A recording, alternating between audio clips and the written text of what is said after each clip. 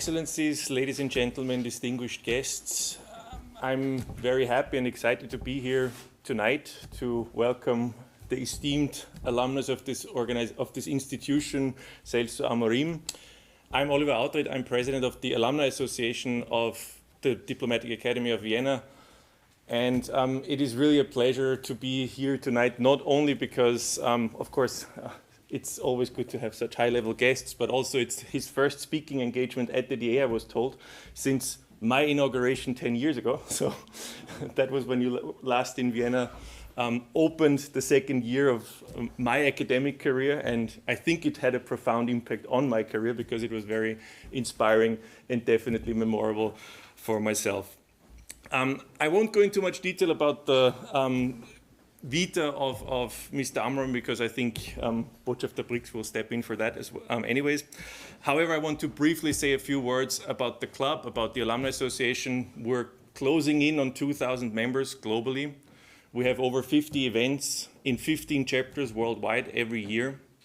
And we also are happy to always increase, of course, our community, but also celebrate those that really have distinguished careers and are outstanding members of the Diplomatic Academy and obviously of the club as well.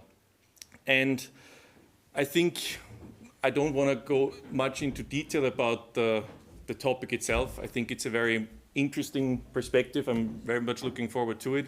I personally work in that development cooperation area, so I'm going to be very excited to hear what you will share with us tonight.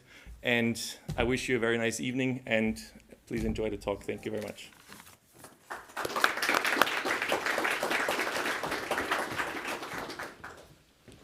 Thank you, Oliver. Excellencies, ladies and gentlemen, let me welcome also you on behalf of the Diplomatic Academy here. And especially let me welcome Celso Amorim, who was student here. Yes, the third 67, 67. And please welcome Celso Amorim here in Vienna again. It's difficult to recount all the steps in his distinguished and long career, but let me just say it's good to see that someone who enjoyed the atmosphere here in this academy in the 60s has taken from this atmosphere the possibility to believe in the humanity of people, of young people. You said that once you were here. And at the same time, the respect for plurality in our societies. I think this was at the beginning of your career, which later on led you to high posts in the UN, ambassador of Brazil, ambassador to the United Kingdom, something we share. I was later on an Austrian ambassador there, and then actually 3 times as member of the government also of Brazil, 2 times as foreign minister. Well, depends how you count. 4 terms. 4 terms, altogether yes. 4 terms, foreign minister and minister of defense, well, later on, joining many of these international boards who try what we all should do to bring peace and reconciliation to places like Kosovo, Iraq, just to name 2 where you were active. Now you have been appointed to be the chief foreign policy advisor of President Lula in turbulent times. And when we heard that you will come to Vienna, we immediately said, actually, you should help us. You should help us with a topic which is all on our mind all the time, the issue of the global south. But when you look into the definitions and how people use it, there are so many different ways of using it, and some of them are not very helpful. And if I may, at the introduction, say that, for instance, at the last BRICS summit in Kazan, the Russian side said, well, the global south is actually the new alpha and omega of the world, and they even gave it a new name. They call it now the majority, the global majority, not global south, but global majority. And I immediately had the feeling maybe this is a bit too far, saying that we are forming the global majority, including Russia and these other countries which are involved there. And I felt like someone who believes that analysts sometimes can write up things, a little bit taken back when I read so many Russian analysis papers saying that actually, yes, global majority, that is us. And we should actually make the decisions in this world. So understanding the global south seems to be a very difficult expression, especially because Brazil, the country of the future, is in a different position than most of the countries of what we call global south. And for instance, the group of 77, which now has more than 130 members, is a different thing than what we call the global south. So it's a very complicated matter that we have to deal with. And I'm happy that you agreed to speak on understanding the global south from the Brazilian perspective. I think, let me say, at the moment, it is very important that we really find a way to work together between the European Union and the Latin American countries. And I'm happy that only a few days ago, the Mercosur agreement was at least signed. Not signed yet, announced. It was announced. She signed something. She signed something. She signed it, she announced.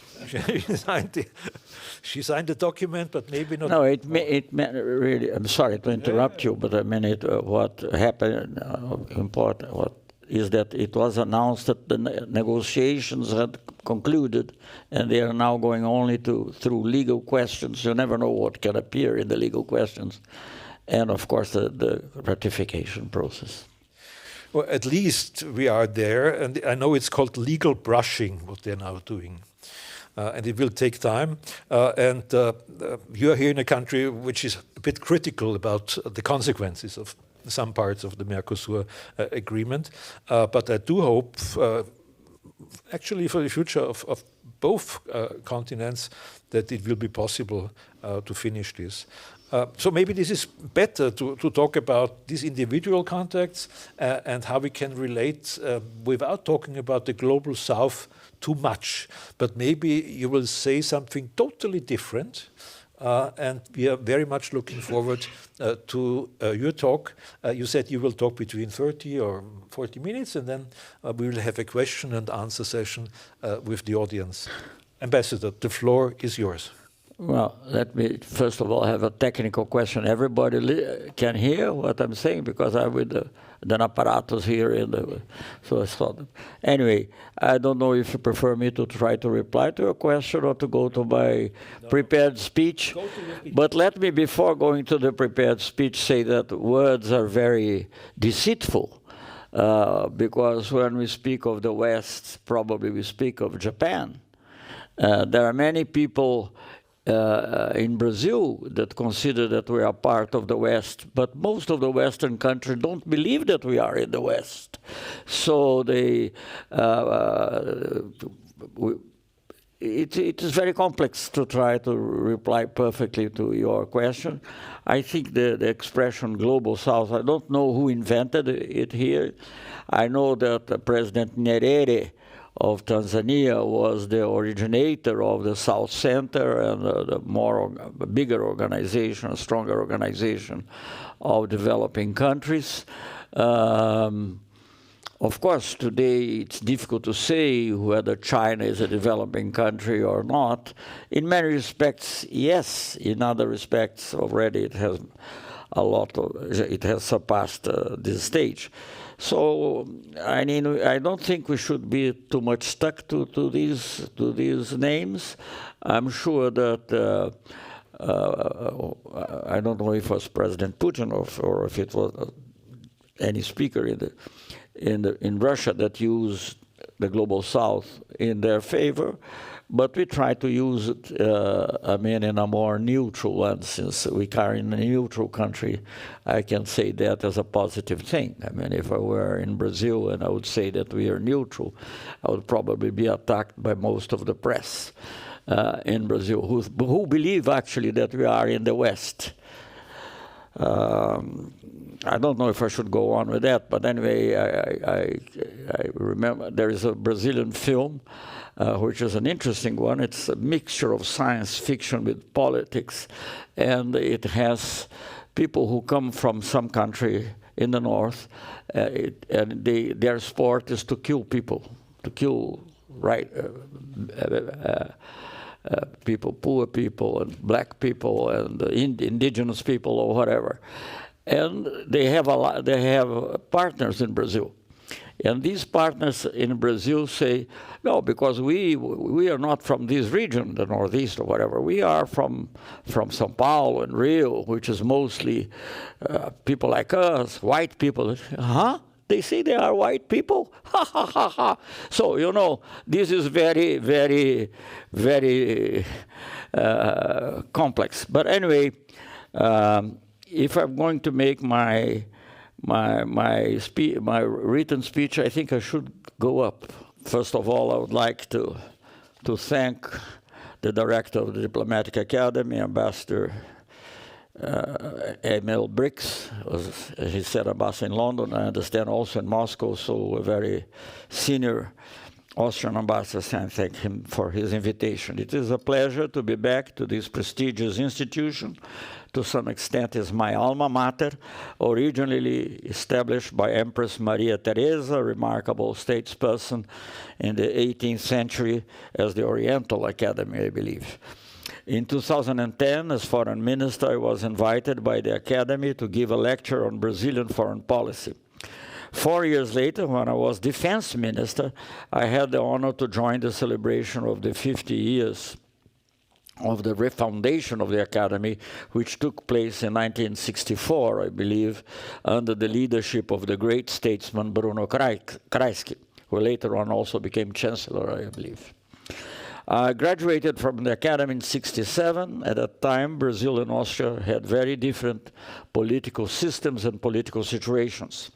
Brazil had been under a military dictatorship since 1964, 1 year after I joined the Foreign Service. You can imagine my disappointment going into a global South country, but democratic one, in 1963, and 1 year later we had a coup d'etat, which, by the way, was supported by most of the Western countries. In Vienna, though the city still had a certain post-war and post-occupation climate, in the Diplomatic Academy I found a vibrant and cosmopolitan environment. Metternich famously said that the Balkans, I also read the Orient, but whatever, Balkans begin at Rennweg. If I could paraphrase the eminent Austrian statesman, I would say that for me, the world at large started here at Favoritenstrasse. Besides my Austrian colleagues, the Academy had a diverse international student body. I remember interactions with diplomats or aspiring internationalists from the United States, the Soviet Union, Poland, Italy, and Palestine, although this one was bearing a Jordanian passport. Interestingly, to a person coming from a country with a strong imprint of population of African descent, it was in Vienna that I had for the first time the chance to not only get acquainted, but get in friendship with colleagues from Africa. The ones I recall more vividly were from Upper Volta, today Burkina Faso, and Niger. The time I spent in Vienna was one of great professional and personal growth. It would be no exaggeration to say that my diplomatic life started here. May I also, in passing, say that my first child was born in Rudolfina House. The plurality in the midst of the Cold War was only possible because of Austria's perpetual neutrality, a constitutional clause that has been followed coherently since 1955.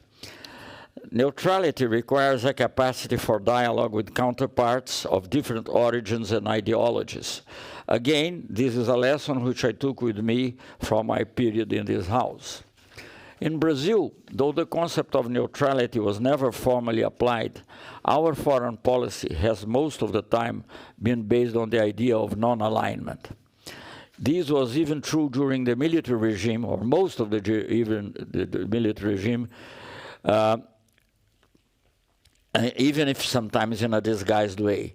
One of Brazilian foreign ministers with whom I worked, Azeredo da Silveira, used to say that Brazil was the only truly non-aligned country, since it was non-aligned even to the non-aligned movement.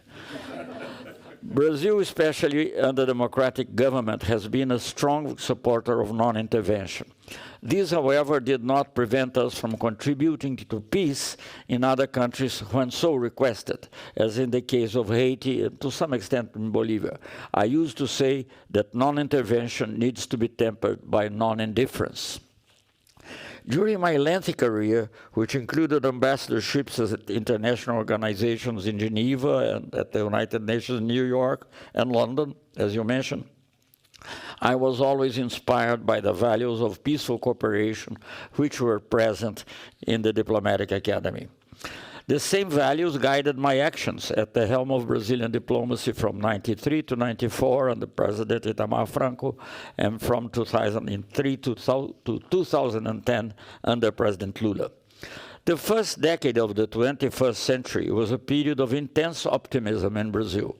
The peaceful transfer of power from President Fernando Henrique Cardoso, an intellectual, a renowned sociologist, to President Lula, a metal worker and a trade union leader, seemed a powerful symbol of the consolidation of democracy. Regardless of the many challenges, both internal and international, Brazil was a country of hope. In an increasingly multipolar world, we saw many opportunities to play a creative role on many pressing issues of the international agenda. Our first priority was to consolidate South America as a zone of peace and prosperity. We saw this as a cornerstone essential to achieve a more significant participation on the world stage. That is why we worked tirelessly to deepen our economic and commercial integration with Mercosur. We also founded new institutions such as UNASUR, which comprise South American countries, and CELAC, which keeps today a dialogue with the European Union and was integrated by countries of is integrated by countries of Latin America and the Caribbean. Our first meeting was in near Salvador in Bahia, and it was the first time that Latin America and Caribbean countries, or even Latin American countries only, for that matter, met not under the aegis of any superpower. It was the first time ever in 200 years. These initiatives, of course, drew inspiration to a large extent from the European experience. Brazil has also acted in situations of actual or potential conflict in the region, such as disputes between Venezuela and Colombia, between Colombia and Ecuador. We have also this is the first decade. We have also contributed to appease internal tensions in some of our neighbors, which so requested. That happened in Bolivia when we were asked to be an intermediary between the different factions, speaking about 2007, 2008, more or less.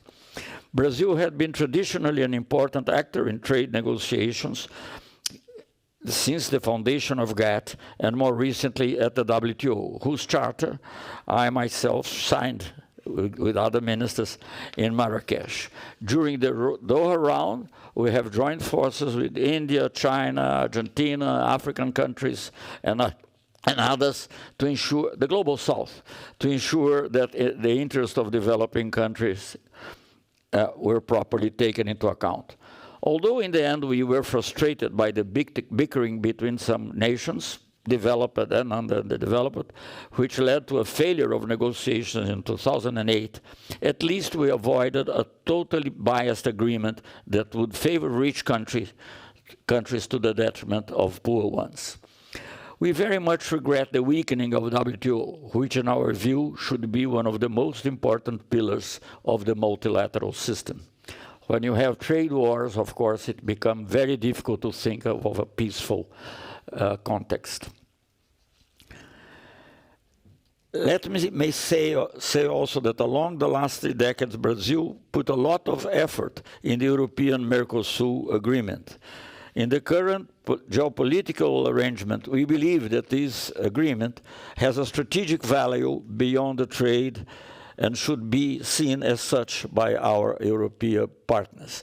I had something to do, I mean, I'm not making, but it did happen in Itamar Franco's government. The first step was made towards this agreement. At the time, the Americans were launching the FTAA, the Free Trade Area of the Americas, as they said, against the Fortress Europe that was built in Maastricht. And we found it was important to have an agreement between the Mercosur, which is the only existing body, with the European Union, a little bit to balance our trade relations. Of course, now relations with China has surpassed, and I mean, just for you to have an idea, we export more to China than the European Union, than to the European Union and the United States combined. Our attachment to multilateralism was not limited to trade matters. It also applied to issues of peace and security. In the first month of Lula's government, Brazil was confronted with the invasion of Iraq without authorization of the Security Council. We had no pains in condemning this action vehemently. This principled position opened the door for a closer relation with the Arab countries. Building on the work we were doing on South American integration, we have launched 2 inter-regional initiatives which were very original at the time. One between South American, African, and Arab countries, and another one between South American and African countries. There was, I think, the 2 first big inter-regional organizations. Actually, we were pioneers even in relation to Europe, because Europe later on created a mechanism with the Arab countries, but ours preceded it. Nowadays, we have to revive these things. Together with India and South Africa, we have founded IBSA, a grouping of 3 large multi-ethnical, multicultural democracies, each one in a different continent of the developing world. After a sequence of ministerial meetings, we held the first IBSA meeting in 2006 and went on with a summit every year until the end of Lula's government. Let me say, just in passing, that I had the honor to represent Brazil in Mandela's inauguration, and that's the moment in which this idea came to my mind. I had been to India a little bit before, and I mean, this was the old way to that the Portuguese took. I mean, that South America, South Africa, the Cape of Good Hope to India. IBSA attracted a lot of attention of many countries, mainly Russia and China, and may be said to be somehow at the origin of BRICS.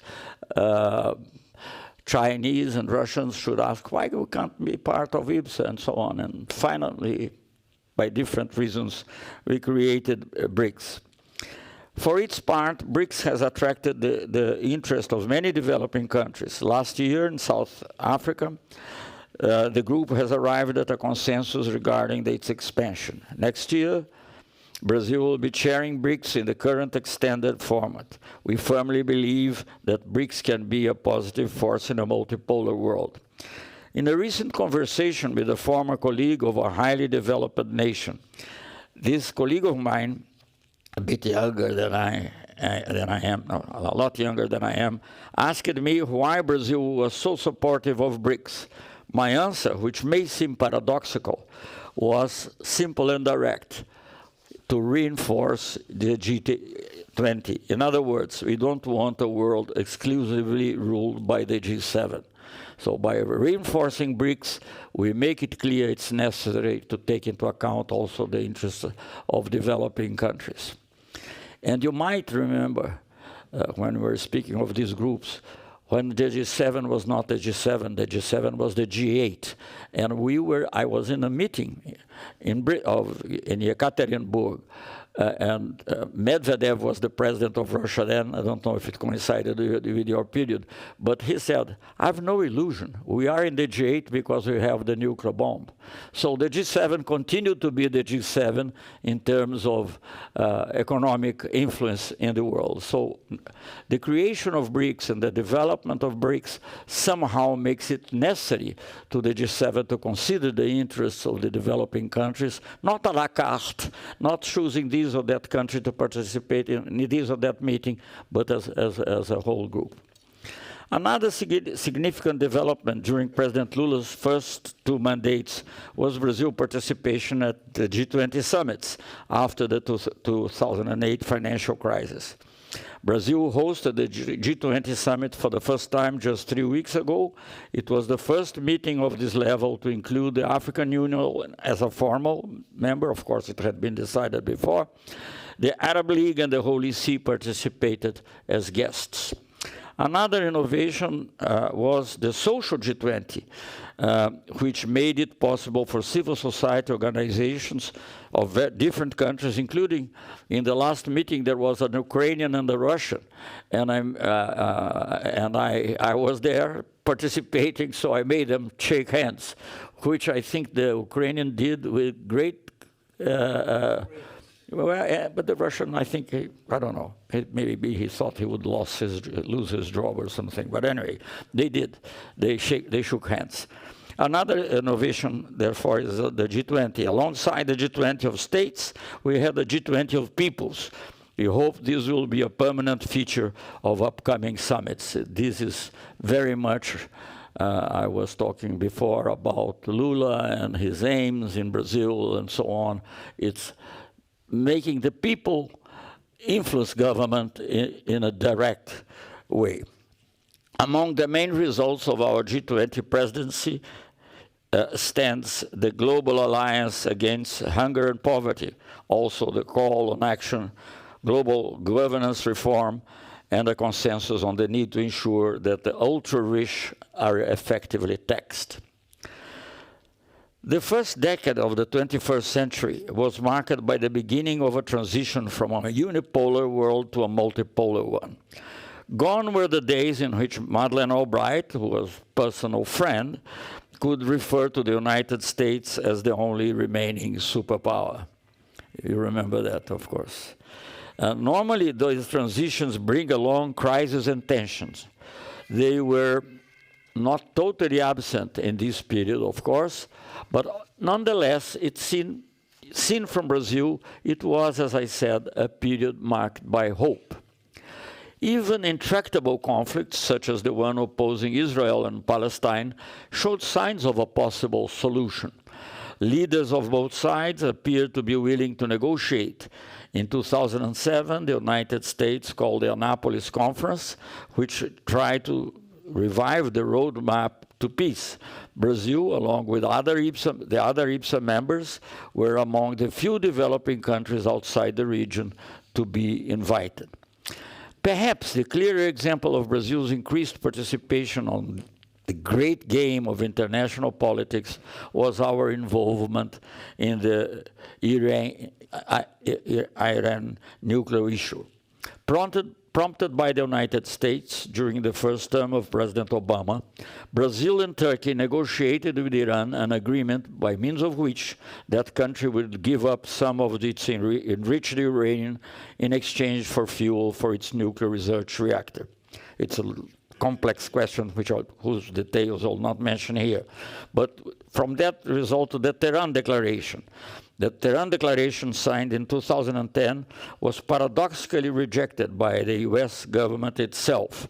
But it got the praise of El-Baradei, who had just left the atomic energy here, and among others, the not High Commissioner, I think has a bigger title, the High Representative of Europe, Solana.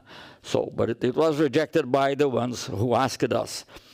But it can be said in some aspects, and I heard that from a high official of the United States, of the Biden government, it paved the way for the Joint Comprehensive Plan of Action, the JCPOA, subscribed in 2015. Of course, we don't have much hope that it will be taken by the next US president, but in any case. The world in 2010 was much less fractured than the world today. President Lula came back to office in 2023 in a strikingly different situation, both internally and externally. In Brazil, democratic institutions had been under threat in the previous 6 years. Lula himself was put in prison, as you know.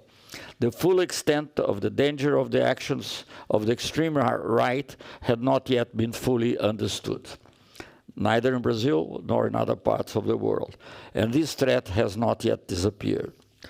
On the international level, a perilous conventional war is raging now in the heart of Europe, and an unimaginable human catastrophe with genocidal characteristics is underway in the Middle East.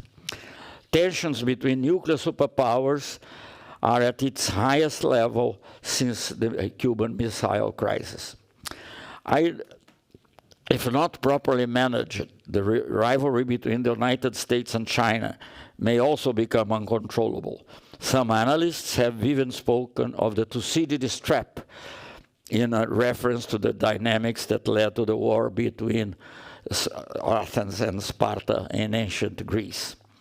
A pandemic which might perhaps have been avoided if recommendations of the World Health Organization had been followed has left physical and psychological scars in all of us.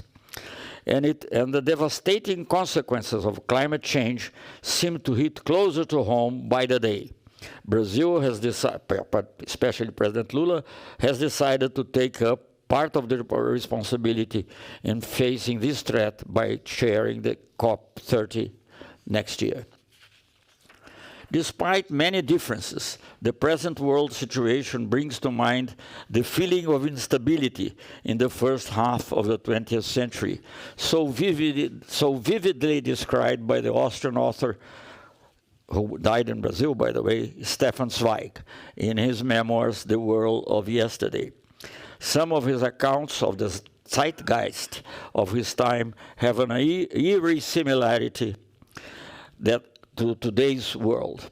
In one passage, Zweig said, and I quote, "I have been defenseless, helpless witness of the unimaginable relapse of mankind into what was believed to be long-forgotten barbarism." And he goes on, "There was no country to which you could escape, no way you could buy peace and quiet. At the time, everywhere, the hand of fate took us and dragged us back into its insatiable game."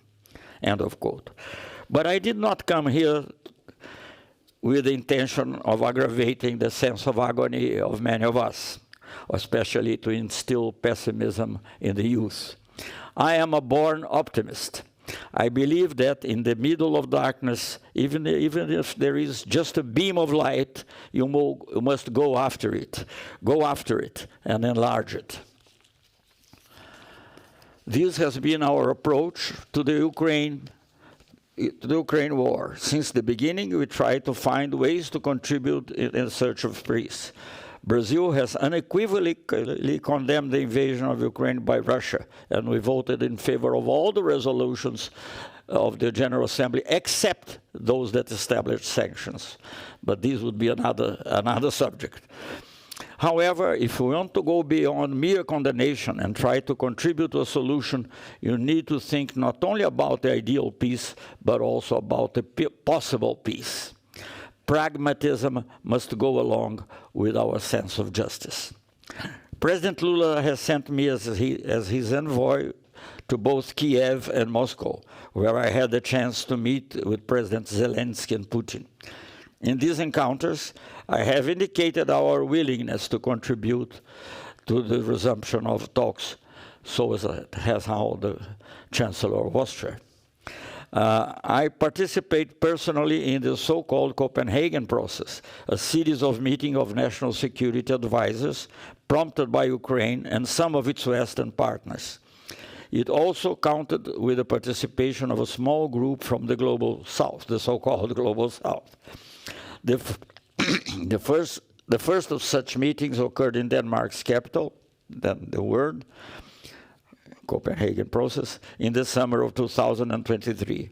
With time, however, some of us have grown skeptical of the chances of success of this format, in which a growing number of countries were invited, all expressing exactly the same views. For me, since the beginning, the process suffered from an inherent flaw, which was the absence of Russia. As Kofi Annan, for whom I have great admiration, used to say, you don't negotiate with your friends, but with your adversaries. In a meeting in Davos approximately 1 year ago, which preceded the Bürgenstock summit, it became clear to me that the process was going nowhere. Since President Lula's visit to China, in parallel, early last year, we realized that Brazil and China had similar views on the importance of a political solution to the war in Ukraine. In a succession of meetings I had with my counterpart and Minister of Foreign Affairs, because he has these two hats, when we addressed this question. During a visit I made to Beijing in April this year, we launched a document of 6 points that summarize our common understanding. The 6 points are, in essence, de-escalation, resumption of direct dialogue, humanitarian assistance, opposition to use of weapons of mass destruction, and rejection of attacks on nuclear power plants. The Brazilian-Chinese document also expressed concern with the division of the world in blocks. Under the framework of these common understandings, Brazil and China have launched a group of friends of peace at the margins of the last UN General Assembly. Before going on, I'm almost finishing. I would like to say one thing, because most people see China only as an ally of Russia. But China is a country that is very much interested in globalization. It was the country that grew most of all, more than anyone else, with a peaceful world all these years. So, and also China is a very pragmatic country. We all know that they, I think in 2022, Putin went to China and they signed an agreement in which they speak about friendship without limits. But just 3 weeks later, after the invasion, there were 3 or 4 weeks, there was a vote in the Security Council and China abstained. So pragmatism is very much present as well. Well, this group of friends currently consists of 13 countries of the South: Brazil, China, Algeria, Bolivia, Colombia, Egypt, Indonesia, Kazakhstan, Kenya, Mexico, South Africa, Turkey, and Zambia. So countries of very different ideological colors in their governments. And these were the countries that signed the document. We had some other countries that were invited and are interested but have not signed. And we had also the participation of 3 observers: France, Hungary, and Switzerland. So again, it's of interest. Other nations have displayed their interest now to follow the discussions. The situation on the ground seems to be fast evolving, and the results of the recent US elections have certainly changed the political calculations of all sides. Supposing there is a decision to negotiate, this will involve multiple aspects, some of which may be the object of interim solutions. For instance, precise definition of territorial questions might be one of these issues. Many, I don't want to quote any specific example, but certainly even here in Austria, but beyond, many people know that interim decisions take a long time and make it possible to continue with peaceful relations. Even in an interim settlement, like a ceasefire or an armistice, even in an interest settlement, must take into account the legitimate security concerns of both sides.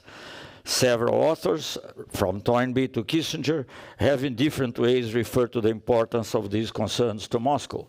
But Ukraine certainly should be entitled to security guarantees, probably without reference to NATO membership. As in all negotiations, this will require flexibility and creativity on all sides. Maybe history serves as an example. Maybe Vienna, the city that hosted the Congress that established the Concert of Europe, which prevailed for so long during the 19th century, could once again serve as the venue for a conference to redefine Europe's security architecture. Lastly, I would like to briefly mention recent developments of the conflict in the Middle East. The truth is that the conflicts in the Middle East go so fast that this is already, in a way, old, because I don't refer to Syria, for instance. Brazil has always supported, in the case of Israel-Palestine, the two-state solutions. Were encouraged by the approval by the UN General Assembly of a resolution under the leadership of Saudi Arabia and France, which calls for a conference next June on the creation of the State of Palestine. Going back to Zweig, even in the difficult times, we still have reason for hope. And I quote, yet, this is Zweig's words, yet paradoxically, at the same time as our world was turning the moral clock back 1,000 years, I have also seen mankind achieve unheard of feats in the sphere of technology and the intellect, instantly outdoing everything previously achieved in millions of years, end of quote. These are Zweig's words. But Zweig, unfortunately, could not see this brave new world. Let us make the right choice now. I thank you very much for your attention, and I look forward to taking your questions.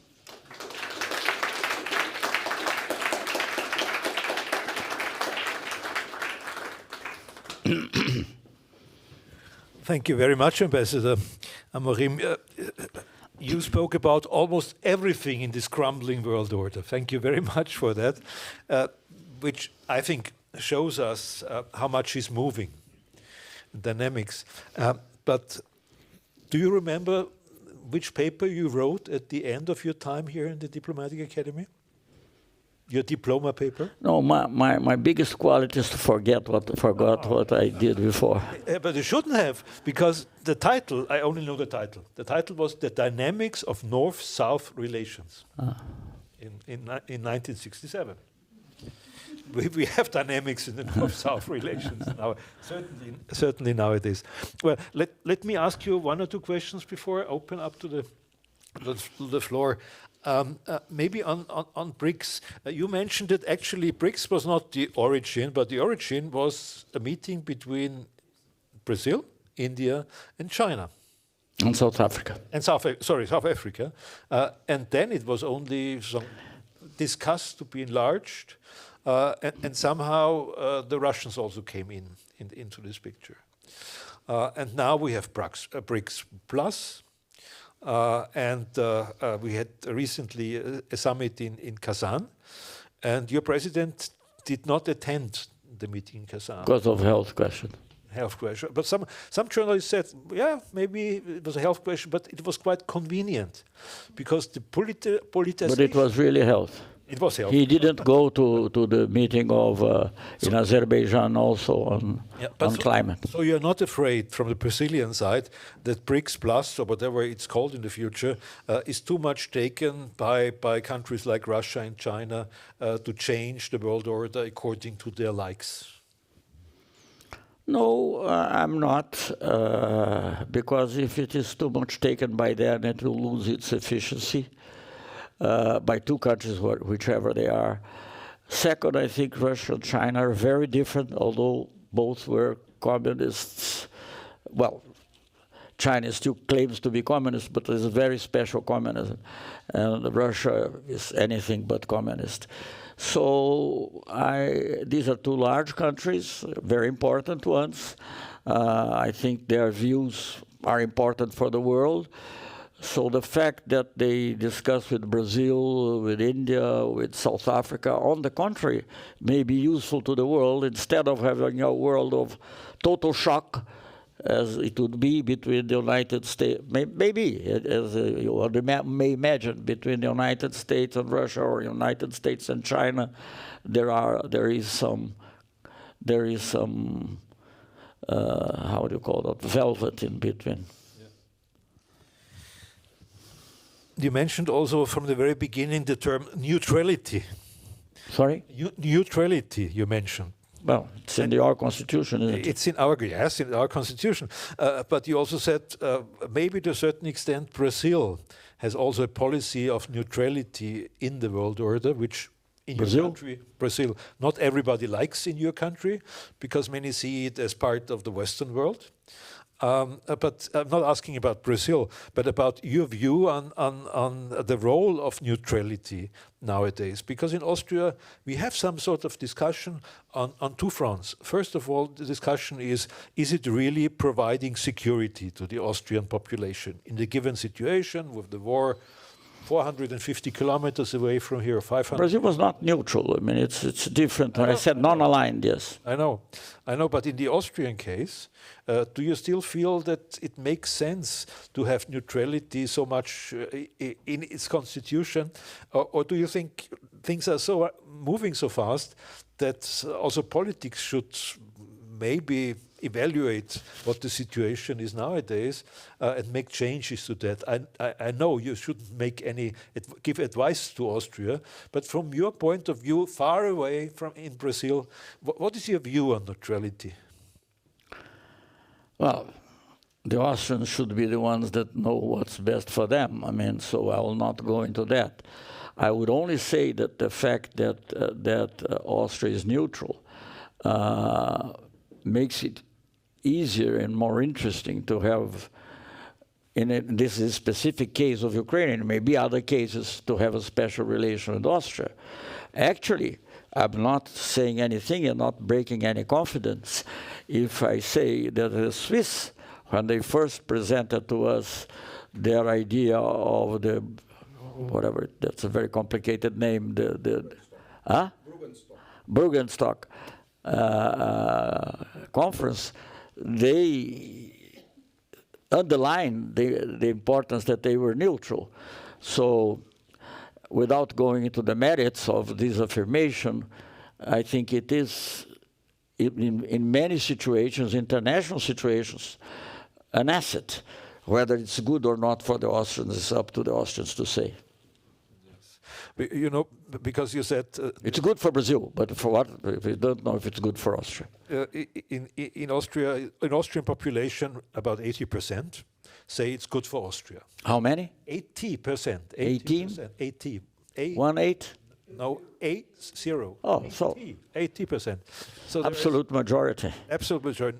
No political party is daring to change it. Therefore, but at the same time, Russia. And the foreign minister and the foreign ministry calls Austria among the non-friendly countries now. Does it? Yes. It's a mistake. Yes, I think also it's a mistake. But when you said maybe it could be a venue for a Ukraine conference, this will be very difficult for Austria to be accepted, or Vienna to be accepted in the given situation. I would love to say Vienna is the best place for such a meeting. Well, I'll say very frankly what I think, and with the risks of being frank and transparent. When Brazil and China made this proposal, the 6 points, it's not really a proposal, but like the proposal of principles that should guide a possible negotiation, the Russians were not happy either because we didn't consult them. And actually, the Ukrainians were also not happy because we didn't consult them. But after a while, they saw that maybe it may be useful. So I would not give too much weight to that affirmation. That's your optimism that you speak Yes, the about. optimism. Yes, yeah. Maybe last question from my side. You spoke again about WTO, that we have to save it and improve it and make use of it. And you spoke about the trade relations, the importance of the trade relations. We talked already about Mercosur. What is your advice to us Europeans why we should ratify Mercosur? Oh, it's very different because there are many situations here. But when I ask anyone, I mean, I can understand, well, why I think it's important, the agreement. I said during the talk that I want a world that is balanced. I don't want to, I mean, as far as I can influence, or I or Brazil can influence, we don't want a world that is dominated by one country or a group of countries. It's not simple and not easy. At the time, it seemed the United States was the only remaining superpower. So it was interesting to have a strong relation with the European Union, which, by the way, had inspired the creation of Mercosur to a large extent. Everyone, I'm not speaking as a commentator. I was there, and I heard that argument very often being put. And when we decided to be a customs union and not only an area of a free trade area, the example again was Europe. So there was this, let us say, affinity with Europe. So that's how it started. But I still think that even if imperfect, I think the free trade area as such has gone. I mean, everything has limitations. They became more clear and so on. But anyway, if you're able to have, as apparently we did, I'm no longer a negotiator. I think it's useful. If you want to have a world which is not only China and the US, I think Mercosur, Europe, we do good business with China and also with the United States. But I mean, if the European Union also, together with Africa maybe, can also help in forming a more balanced economy, I think that will be good for the world. Like-minded countries should work together. Yes, like-minded at least in some respects. Of course, Brazil has a very different political regime from Venezuela, but also have a very different political, not regime maybe, but political situation from Argentina. But still, we have common problems and we have common interests, and we have to work on them, not on what separates us, but on what unites us. And the agreement with the possibility of the agreement, because it was only an announcement now, but the perspective better than possibility, the perspective of an agreement with Europe was hailed positively in the region. We have here quite regularly now experts from Spain or from Latin America speaking about regional integration in Latin America. And they all say, we tried almost everything. It does not work. And then I asked, why does it not work? And they said, because integration would mean overcoming ideological differences between the Latin American countries. And many of the big issues in Latin American countries are still based on ideology. Would you agree? Between the different Latin American countries? Some cases, yes. Venezuela, Argentina. No, Argentina now.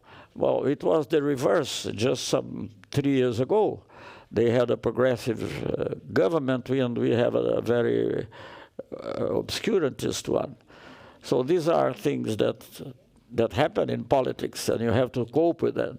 But the more integrated we are, the less likely it is that the majority will follow the obscurantist ones, I think.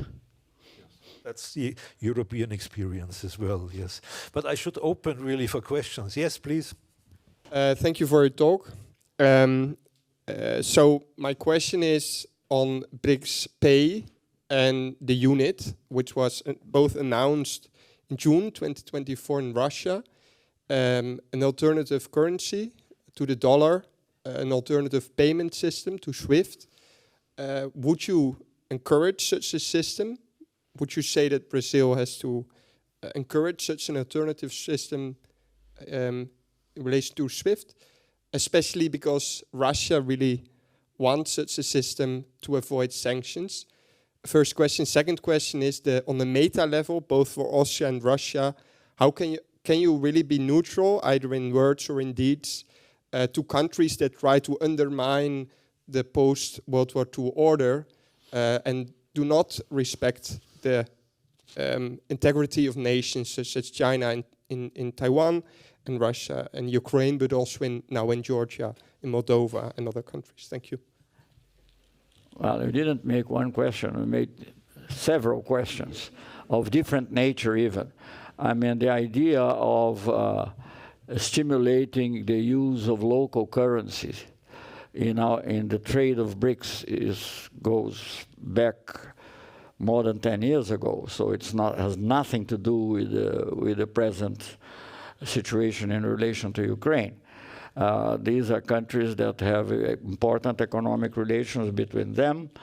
And of course, I mean, I'm speaking from a purely egoistical point of view. It's very difficult for Brazil, for instance, to buy fertilizers from Russia or sell meat to Russia because of the sanctions in a situation in which we were not involved. We didn't have anything to do, really, with that. 40 years ago, and so there was a small war. Fortunately, it was very small between Ecuador and Peru. I don't think you would like to be prevented from buying bananas from Ecuador because somehow you might consider that Ecuador was the weaker part. So I don't think this has nothing with the problem. We consider the idea of having one of the reasons why now we consider important to have the possibility of a common currency, or at least having trade using national currencies, is precisely to avoid being the side effect. Brazil was not meant to be hit by the sanctions, and still it was. So we don't know. If we don't want to meddle with this question, or even if we wish, we are not the cause of the problem, and why should we suffer from it? So this is an addition. But much before that, monetary policies based on one single currency very often affect other countries. When there was the monetary easing, for instance, this affects the interest rate all over the world, the degree of investment in Brazil or Russia or Austria for that matter. So you created the euro. Nobody saw a problem in creating the euro. So I don't see any problem, political problem, and I think it's very complex. So it won't happen quickly, in my opinion, but I don't see any problems. We started having an attempt with Argentina to have payments in local currencies. Unfortunately, it was very limited for different reasons.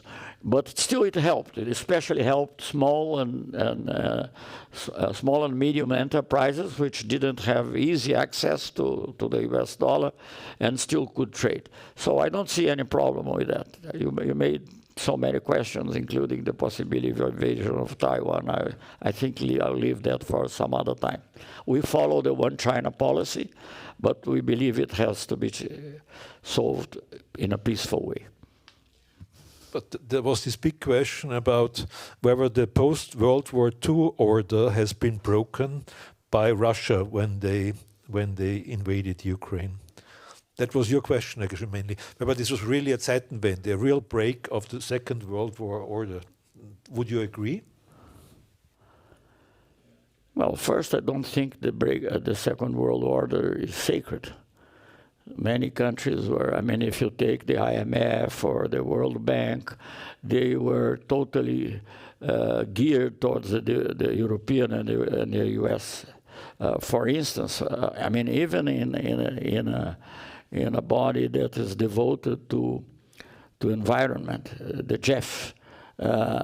It takes 3 countries of Latin America, supposedly Ecuador, Peru, and Bolivia, to have 1 chair, whereas Netherlands or Belgium or Switzerland has also 1 chair. So I think the post-Second World War corresponded to the situation that actually the original idea of Lord Keynes was not even to create World Bank as the international reconstruction and development. It was only reconstruction. It was because of the fight of Latin American economists that became reconstruction and development. Anyway, I will not cry for the break of the order that was created. Can you imagine, for instance, that in 1890, the world, or just before the First World War, that the world should be ruled by the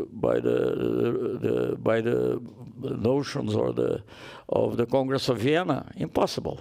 So it has to change. It has to adapt. Well, this is a position we hardly ever hear here in Europe. It's good to hear it, yes. Yes, please. Thank you very much. I'm Gerhard Zeller from the Austrian Foreign Ministry. Thank you for a visit, indeed. 2 questions. The first question, when I read through the final declaration of the BRICS summit in Kazan, it has 134 paragraphs. There's only 1 single slim paragraph actually that mentions even Ukraine. In general terms, there is a lot on southern Lebanon, Syria, Middle East, a lot of subjects with many paragraphs. Does this really reflect the attitude or the discussion in the BRICS that, okay, there is this war, but it has only, let's say, the right to 1 slim paragraph, or is it more intentionally to downplay? Second question is concerning European Union, Brazil. As I happen to be also in the team of the 2006 European and Caribbean summit here in Vienna, where President Lula and US then foreign minister took part. One of the indirect outcomes of this summit was to increase the strategic partnership with Brazil. And 1 year later, the first European Union-Brazil summit took place, which before only was taking place with Mexico as individual country. It was on energy and many other subjects, but it did not really, at least it looks like it did not develop a lot in the next decade. And now having Brazil a lot more engaged in the G20 and in the BRICS, is this the price, let's say, that Europe pays to have a little bit neglected this angle of cooperation? Thank you. Well, during 10 years of this period, I was either defense minister, in which I was concerned with other subjects, including the Truth Commission, a very important aspect in Brazil, or I was out of government. So I cannot say exactly whose mission it was. I would hope that it can. I remember very well the first meeting. The idea came in, as you said, in 2006. The first meeting took place in Lisbon, 2007, and I would very much hope that this would be taken up again. I think it's very important. It's beyond let us say, the mainly economic agreement that we are now signing with Mercosur, and also because there are differences, as it was pointed out, between different countries. So I think I value very much that I signed all these documents, as you know. I value, but under the orientation of President Lula, of course. So I would hope that that would come back. And I I don't know if by chance I read in the comments, I don't know if it was you who wrote, but anyway, I read about in the comments about this the announcement of Mercosur European Union, references to these Brazil-European Union strategic partnership. No, we value that very much.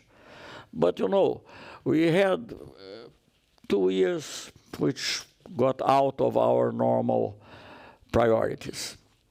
And then 4 years of total obscure government in Brazil, which was unable to see anything else but its own beliefs or its own formulations. So we cannot count this period as a normal period in Brazil.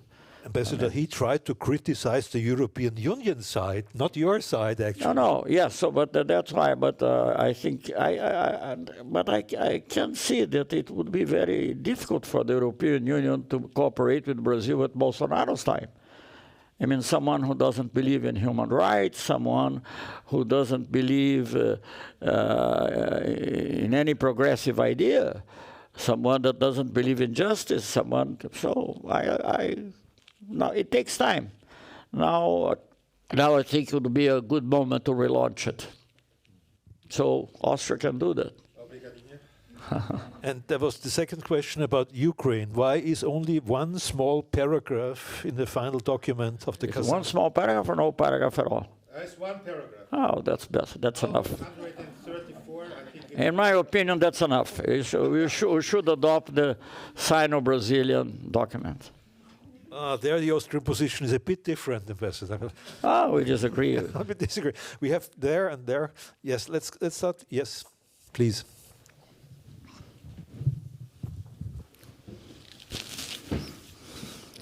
Hello, thank you very much for your talk, Ambassador. I'm also from Brazil. I'm studying here at the DA, and I'm writing about the so-called South for the Polemics magazine of the Diplomatic Academy. My question is also about BRICS.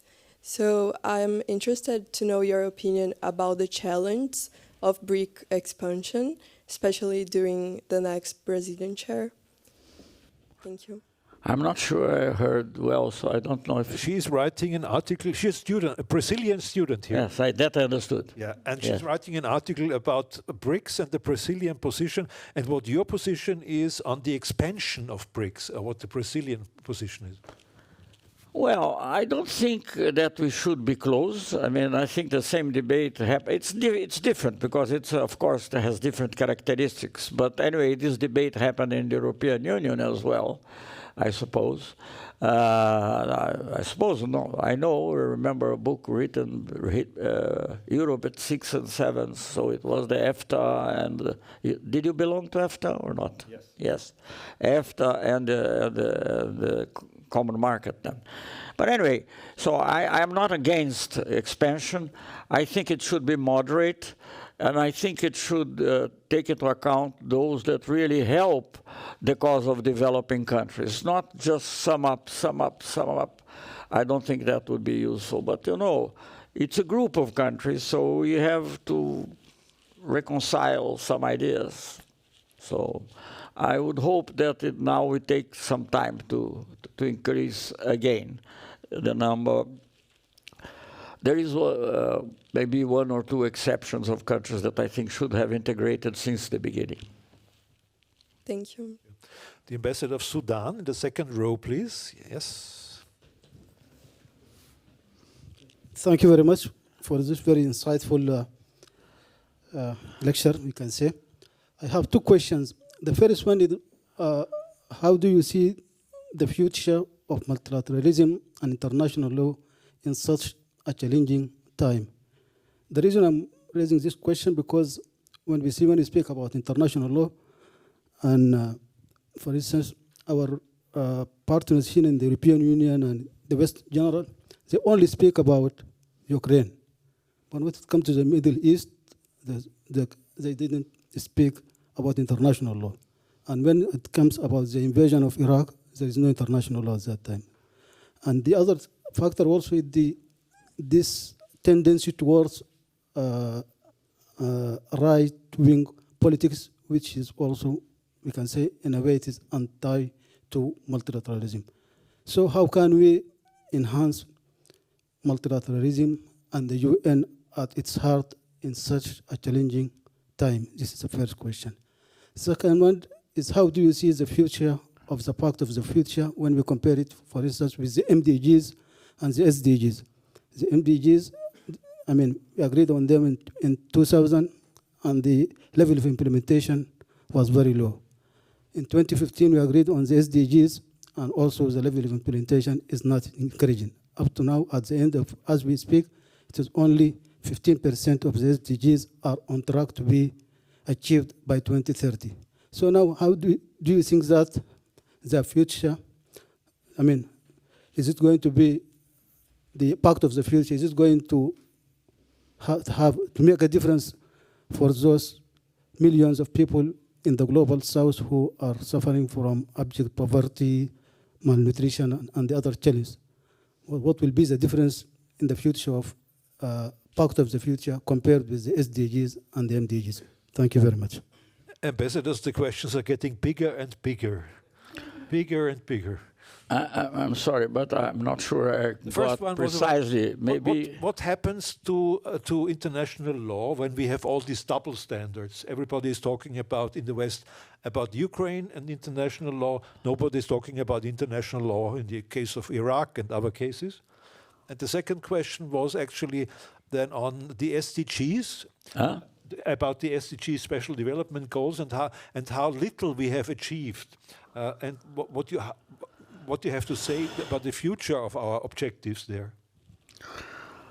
Well, the world is quite unfair, isn't it? And we have to try to improve it somehow. We could quote many examples. You mentioned one, which is absolutely true. I mean, when there was the invasion of Iraq, most of the world stood quiet and did not ask for permission of Security Council, did not even call it invasion, gave it a different name, I don't know, the intervention or whatever. So who dominates the world dominates also the narrative normally. So we also, one of the merits of BRICS and other groupings of developing countries is to present a different narrative to what's happening. I mean, when you hear you speak about environment, I'm not saying you personally or anyone here in this room, but when the developed world speaks about environment, it only speaks about burning of forests, which, by the way, we are totally against, also are concretely taking all the measures we can. Nobody speaks about a lack of financial support for the necessary measures, for instance, for adaptation. Take small countries, the small islands in the Pacific, take the Caribbean, or take even other areas that suffer from desertification or whatever. When we were in Copenhagen 14 years ago or so, 15 years ago, I believe, in a COP, it was promised that would be $100 billion per year. Where are they? I mean, nothing, or some very small part of it. So I think each one tends to make his own or her own narrative.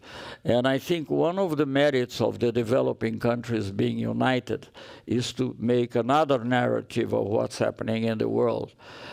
For instance, people put a lot of fault, even in this country, I'm sorry, but generally in Europe, on the question of migration. But they forget that, in a way, migration has to do also to the colonization. Maybe not of Austria, which was not a colonizing power, but there are many powers that colonized Africa or colonized other parts of the world, and they are receiving back. It's like the second day after a big drink. I mean, if you are in a hurry, you're drinking, you don't think that there will be a following day. So this is what's happening to a large extent today. So We have to learn to deal with the narrative. The problem is not migration. The real problem is keeping poor the countries from where the migrants come.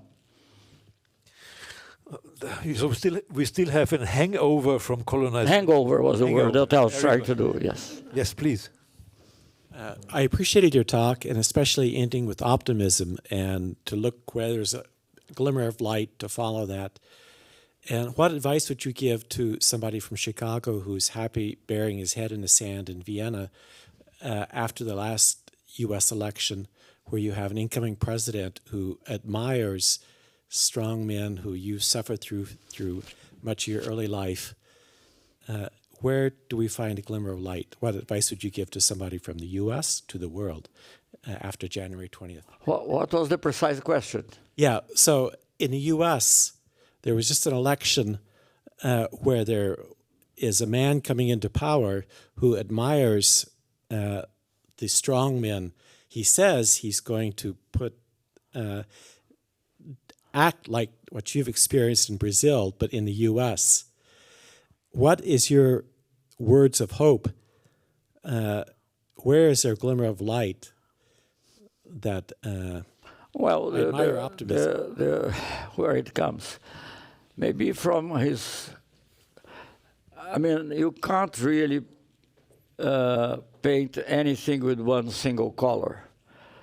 And maybe, I'm not sure yet, pragmatism might play a role in helping to solve certain questions. I don't know yet, but I mean, in politics, I think, as in life, everything is a bet.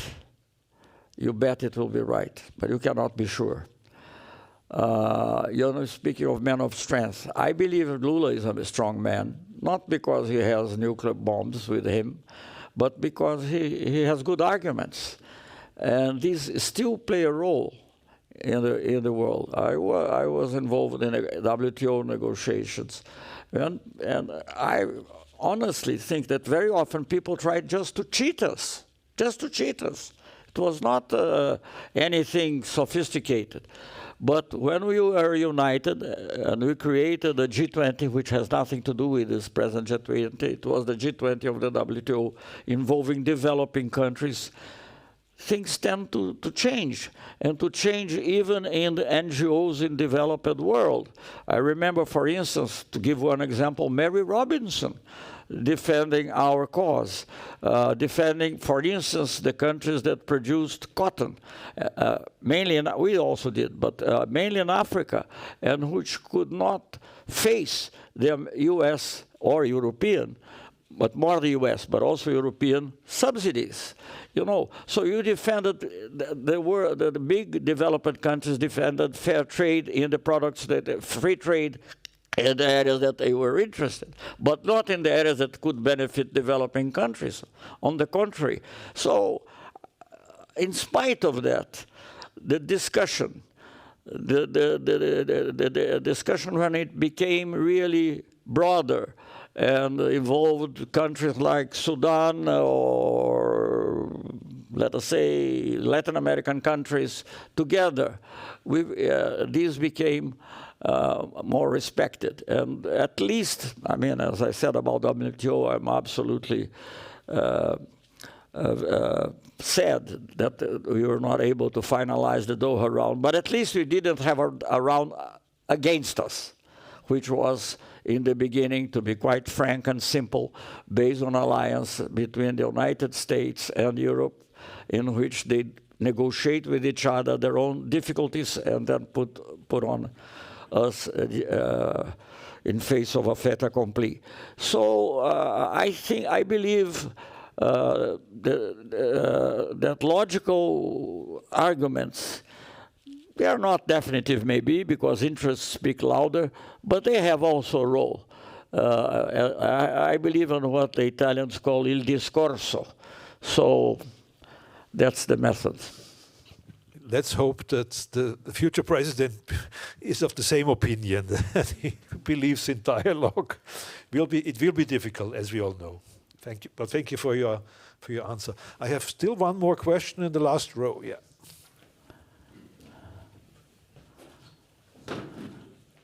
Thank you.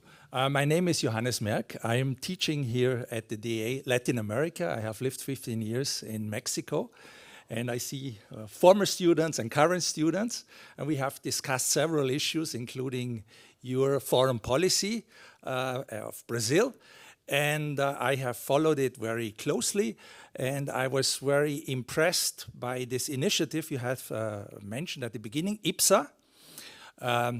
That was out of the Brasilia Declaration and this formation of a like-minded bloc, as you said, India, Brazil, South Africa, multicultural representative democracies representing the Global South with the IPSA Fund, trying also to be a development donor for the Global South, from a Global South perspective. Today you brought in this Global South perspective. By the way, those who have discussed this issue with Ukraine, 90% of this globe has no sanction against Russia, no African country, no Latin American country, just to be reminded that the world is bigger than this conflict.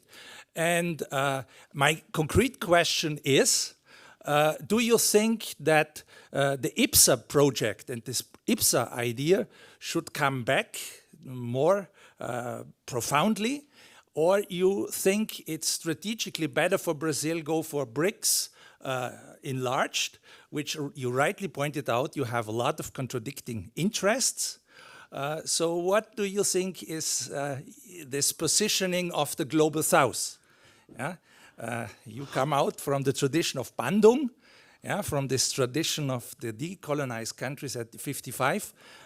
So my question actually is where the Global South heads towards more this idea of IPSA, yeah, and looking for more like-minded countries in IPSA style, or do you think it is more pragmatic and more efficient for Global South countries go the BRICS plus path? What's your name again, and what's your nationality? I'm Austrian, and my name is Johannes Merck. I would like to have a long dialogue with you, because you seem to be reading my mind. Yes. So sorry, I have to say something. You seem to be. I'm not sure. Yeah, I'm not sure. Yeah. Sorry, I'm not sure. I think at this moment. Sorry, I have to leave in about 10 minutes because I have a class at. No, I can promise you that my answer will take less than 10 minutes. Okay, wonderful. Thank you. So I think this is a very good question. I think they play different roles. IPSA was extremely useful for us to make up the basic ideas that we needed for the South in general, so much so that other countries like Indonesia, other countries were either they themselves expressed or some other people expressed on their behalf the desire to join the IPSA. And actually, we had at least, when I was foreign minister, at least one meeting which was IPSA +1, when Indonesia was with us in the General Assembly in 2010. And IPSA was influential in these areas. Again, so much so that in the conflict between Israel and Palestine, the foreign minister of Palestine traveled half of the world to have a breakfast with the IPSA ministers, because it was the only time available, because we had the IPSA meeting and then we had a BRICS meeting and so on. I think they play different roles. In a world in which you have nuclear powers, in a world in which, let us say, the dollar, plays such a big role, IPSA is powerless. You know, it has soft power, but soft power very often, it is important, and Brazil cultivates it, but it's not enough. So I think you have to somehow balance the two memberships. I suppose that for some questions, IPSA will be still important, and we are trying to revive it, trying to have again a meeting of IPSA at leaders level. Unfortunately, it was interrupted at some point. Lula, I don't know if I said here or somewhere else, but he participated in 5 summits every year. going India, South Africa, whatever. So I think this IPSA really is very important. But this is, let us say, well, I used to say, maybe it's not so true now because there have been changes in the different countries. IPSA was a marriage of affinities, and even if it's 3 instead of 2, but anyway, it was a marriage of affinities. BRICS is a marriage of interests. The two are valid. I think this was a very good last words of our speaker tonight. The world of interests and convenience and all affinities. And affinities. We need all 3 of them. Sorry? We need all 3 of them, I guess. We have the 3 of them. We need the 3 of them. Yeah. I guess we should say thank you to our speaker. Also thank you not only for what he said, but also that he's ready to come back to this place where he had been educated so long ago. Thank you. Thank you. I'm Celso Amorim. giving back.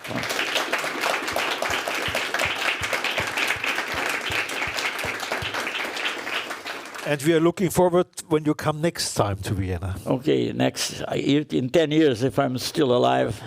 Thank you. Thank you very much. Thank you.